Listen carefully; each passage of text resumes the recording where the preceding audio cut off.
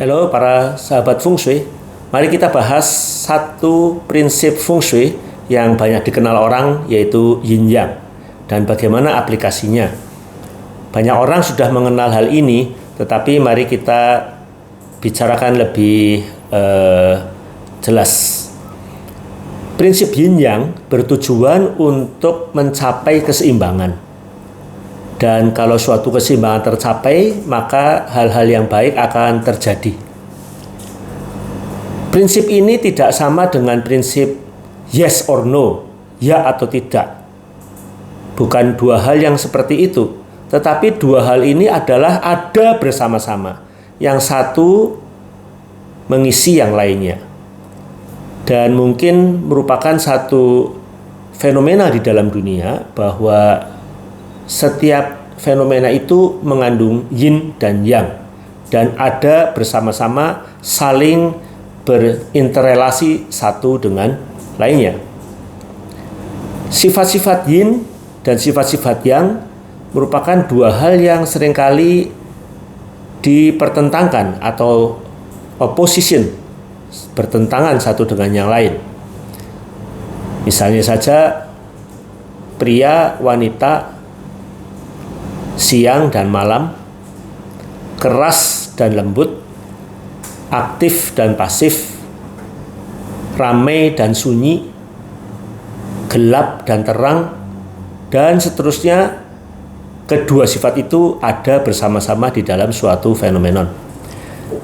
Gambar yang paling cocok untuk menggambarkan yin yang adalah gambar atau simbol tai chi, di mana di dalam satu lingkaran ada dua bentuk kecebong, yang satu berwarna putih dengan titik hitam kecil dan satu lagi yang berwarna hitam dengan titik putih yang kecil. Artinya di dalam yang itu ada yin, di dalam yin itu ada yang. Keduanya perlu ada bersama-sama. Suatu fenomenon, misalnya saja kita dapatkan sebuah kursi yang keras, kokoh, tentu saja tidak akan enak kalau tidak diberi bantalan yang lembut, seperti itu. Suatu ruangan yang terdiri dari dinding-dinding, ada 4 dinding yang mengelilingi ruangan itu. Apabila seluruhnya bersifat yin, artinya suatu dinding tidak ada pintu ataupun jendela, semuanya rapat, tentu saja akan menimbulkan hal yang kurang baik karena terlalu yin. Jadi ruangan yang paling baik adalah ada yin dan ada yang. Nah, tergantung dari kegunaannya. Misalnya di dalam rumah kita tahu ada kegiatan yang bersifat yin dan yang bersama-sama.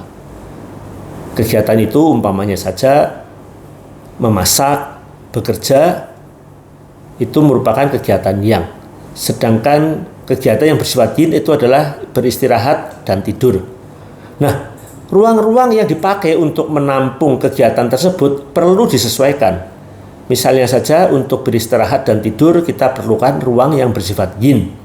Jadi misalnya kita bisa dapatkan sebuah kamar tidur yang tentunya akan lebih bersifat yin dan terasa lebih nyaman karena jumlah jendelanya relatif sedikit. Bayangkan apabila ruang tidur itu bersifat yang, artinya seluruh dinding itu terbuat dari kaca, ya, maka tentu saja untuk tidur tidak nyaman karena sifat yin dari istirahat dan tidur perlu ditopang oleh ruangan yin. Dan sebaliknya, apabila bekerja dan memasak misalnya di dapur di dalam sebuah rumah, tentu merupakan kegiatan yang, maka ini perlu juga ditopang dengan suatu ruangan yang bersifat yang. Misalnya saja selain ruangan itu cukup terang dengan adanya cahaya matahari yang datang dari luar, juga ada aliran angin udara ke dalamnya dan juga tentu cukup terang. Nah, kadang-kadang kita perlu bedakan kedua hal itu, yaitu misalnya kita lihat ada sebuah ruangan, kemudian dicat dengan warna gelap, misalnya hitam atau biru tua. Lalu meskipun ada jendela, kordenya tertutup. ruangan itu tidak pernah dipakai, tidak ada kegiatan sama sekali, tentu ruangan itu akan bersifat yin. Ruangan yang sama apabila kita cat dengan warna-warna yang terang dan posisi pintu atau jendela tidak tertutup, ada kaca yang cukup terang mempersilahkan sinar matahari masuk serta aliran angin masuk, maka ruangan yang sama tadi bisa bersifat menjadi yang.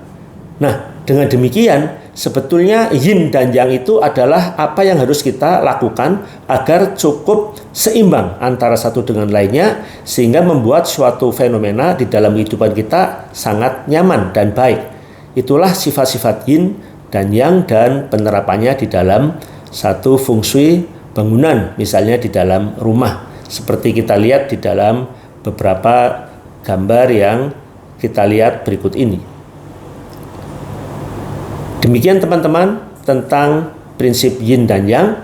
Mudah-mudahan banyak bermanfaat buat kita semua. Terima kasih dan sampai jumpa pada video berikutnya.